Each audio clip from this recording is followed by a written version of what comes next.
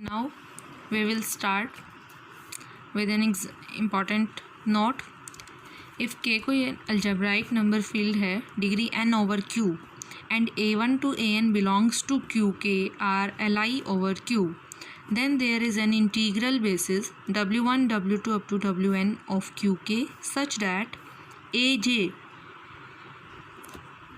is equal to Cj1 W1 up to Cjj Wj, where Cij are integers, j is equal to 1 to n.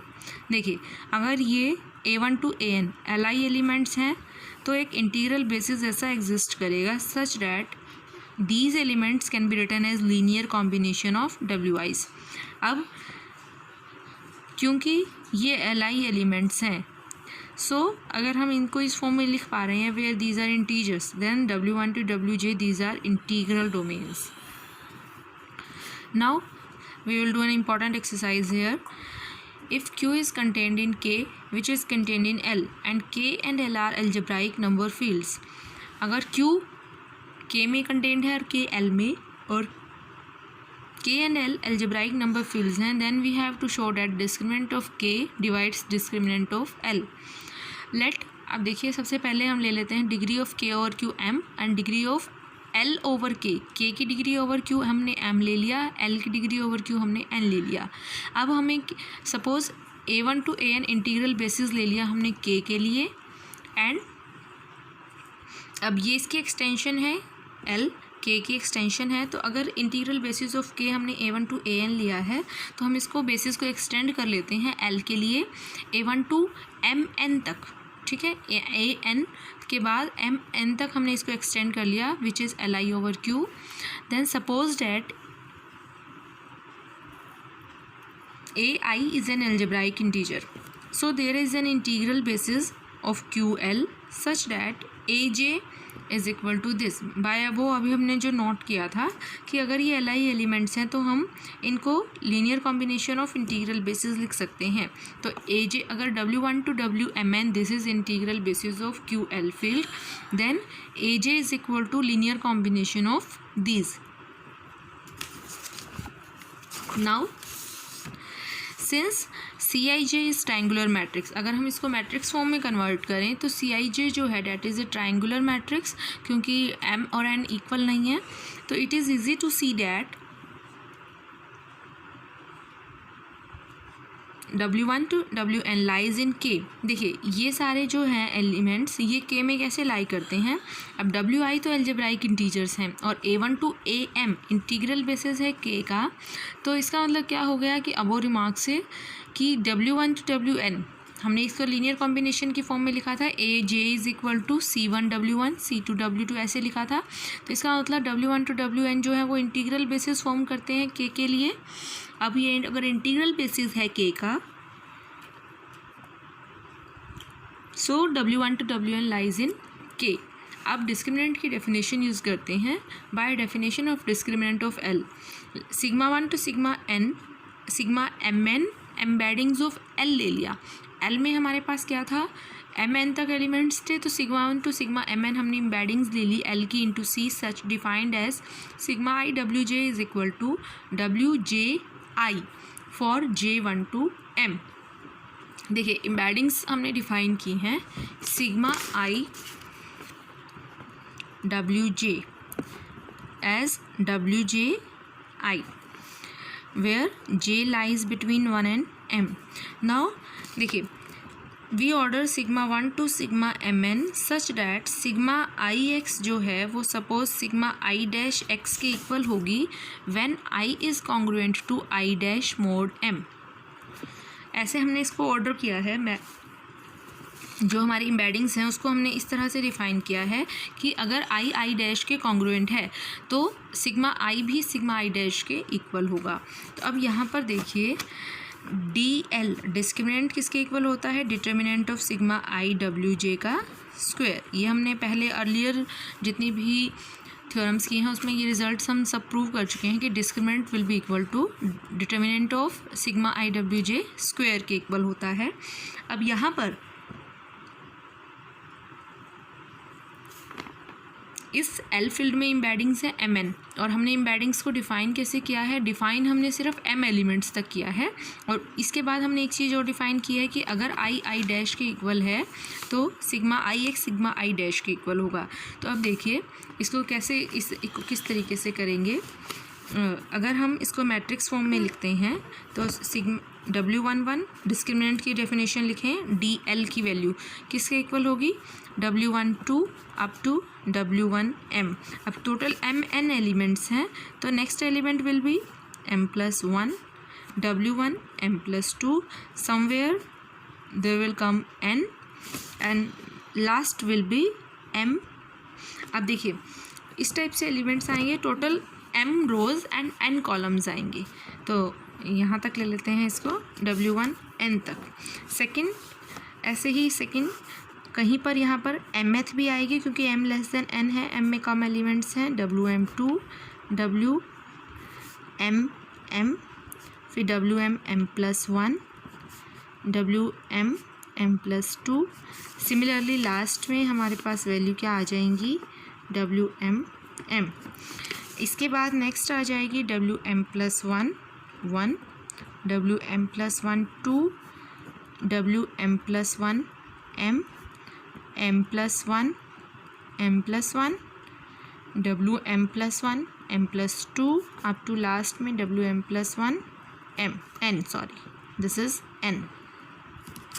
Similarly in the last row we will get, अब total mn हो जाएंगी, mn1 mn2 mnm mn m+1 mn m+2 up to so on last में WMn mn।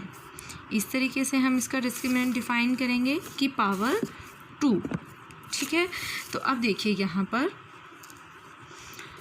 ये सब भी, क्योंकि वैसे देखिए यहाँ पर भी सब mn आएंगे क्योंकि हमारे पास टोटल mn एलिमेंट्स हैं, तो mn rows and mn columns आएंगे। L में mn एलिमेंट्स हैं तो इसका डिस्क्रिमिनेंट कैसे डिफाइन होगा, mn ही रोज आएंगी और mn ही कॉलम्स आएंगे। अब ठीक है, तो ये सब mn तक रोज़ और mn तक ही कॉलम्स आएंगे।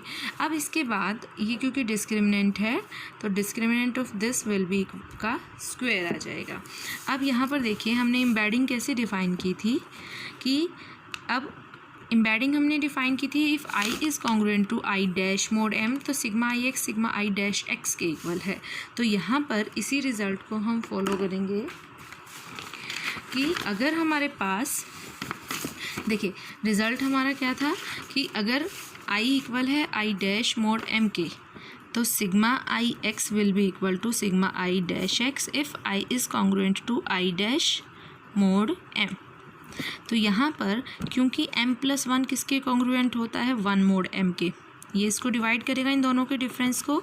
सो W11 की वैल्यू हमारी हमने एम्बेडिंग्स कैसे डिफ़ाइन की हैं कि sigma i wj that will be equal to wj i for j12m।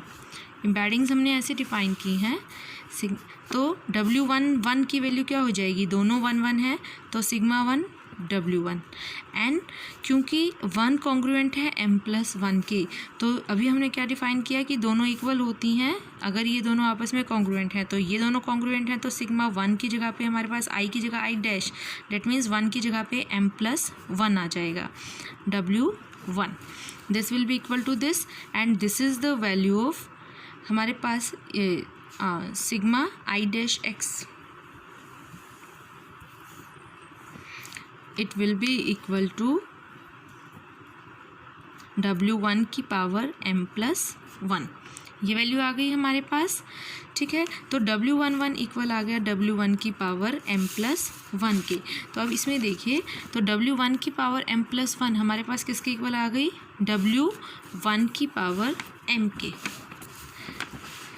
देखिए जो ये वैल्यू थी W1 m तक तो वैल्यूज़ सही रही। उसके बाद जो ये वैल्यू है W1 की पावर m+1 वो किसके इक्वल आ गई, W1 की पावर 1 के, जो भी हमने डिडक्ट किया। इसी तरह अगली वैल्यू किसके इक्वल आ जाएगी, W1 की पावर 2 के, और लास्ट वैल्यू किसके इक्वल आ जाएगी, फिर से W1 की पावर m, जो यहाँ से एक सीक्वेंस जो ख़त्म हुई है वहाँ लास्ट वैल्यू ये थी हमारी, तो mn की वैल्यू किसके इक्वल आ जाएगी, W1 की पावर m के। वैल्यूज़ रिपीट होनी शुरू हो गई हैं। सिमिलरली ये कब तक चलेगा प्रोसेस, जब तक हमारे पास ये m वाली रो आती है, क्योंकि ये j जो है वो हमारा 1 to m के बीच में लाई करता है, तो Wm तक तो हमारे पास यही रिजल्ट्स आएंगे कि ये वैल्यूज़ जो हैं वो रिपीट होनी शुरू हो जाएंगी। Wm की m+1 इक्वल हो जाएगा Wm की पावर 1 के, ठीक है। Wm की पावर m+2 इक्वल हो जाएगा Wm2 के। सिमिलरली Wm इक्वल हो जाएगा Wm के। बट इसके बाद क्योंकि j 1 to m तक लाई करता था, तो हमारे पास ये टर्म्स तो एज इट इज़ रहेंगी।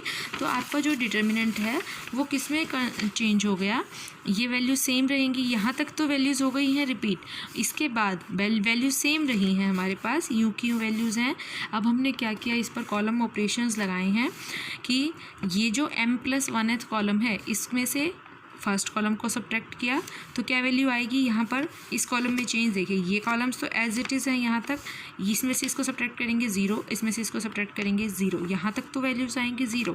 फिर इसमें से इसको सब्ट्रैक्ट करके लिखा तो Wm+1 माइनस Wm+1 की पावर 1, इसमें से इसको सब्ट्रैक्ट करके लिखा हमने। सिमिलरली जो m+2th कॉलम आएगा उसमें से सेकंड कॉलम को सब्ट्रैक्ट करेंगे, ऐसे ही लास्ट जो कॉलम आएगा उसमें से mth कॉलम को ही सब्ट्रैक्ट करेंगे, इस कॉलम को। तो ये 0, ये भी 0, इसमें से इसको सब्ट्रैक्ट किया हमने, इसमें से इसको सब्ट्रैक्ट करके लिखा। अब देखिए ये जो डिस्क्रिमिनेंट आया है इसका स्क्वायर है, तो अगर हम इस डिस्क्रिमिनेंट को सॉल्व करते हैं तो कुछ टर्म्स तो 0 आ गई हमारे पास, तो डिस्क्रिमिनेंट सॉल्व किसके ऊपर होगा, सिर्फ इस पे, बाकी जो भी आएगा वो कांस्टेंट आएगा, उस कांस्टेंट को हमने ए नाम दे दिया और डिस्क्रिमिनेंट सिर्फ ये बचेगा। और ये किसके डिस्क्रिमिनेंट है, W1 से Wm तक एलिमेंट्स हमारे K फील्ड में थे, तो ये इसका स्क्वायर है, तो डिस्क्रिमिनेंट ऑफ K बच जाएगा, इतना डिस्क्रिमिनेंट हमारे पास, बाकी जो भी आएगा वो कांस्टेंट A हो जाएगा। तो सिंस DL डिवाइड्स, अब देखिए DL हम लेकर चले थे, वो आ गया DK इंटू K, जिसका मतलब DK जो है वो DL को डिवाइड करता है। So we deduce that A is a rational integer, क्योंकि इसको डिवाइड करता है तो A हमारे पास एक रेशनल इंटीजर आ जाएगा। यही हमें प्रूव करना था कि DK डिवाइड्स DL।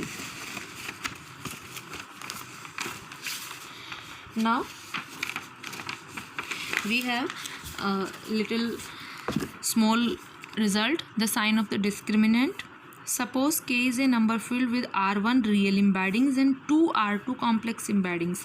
K कोई नंबर फील्ड है जिसमें ये तो रियल embeddings हैं और इतनी हमारे पास कॉम्प्लेक्स embeddings है, such that R1 + 2R2 is equal to K degree of K over Q। किसके इक्वल है degree of K over Q, suppose N के इक्वल है R1 + 2R2। टोटल एम्बेडिंग्स इतनी है ना हमारे पास, तो डिग्री कितनी है, नंबर ऑफ टोटल एम्बेडिंग्स, तो R1 + 2R2 degree of K over Q मान लेते हैं N है। तो हमें प्रूव क्या करना है कि DK discriminant of K that has sign -1 की पावर R2।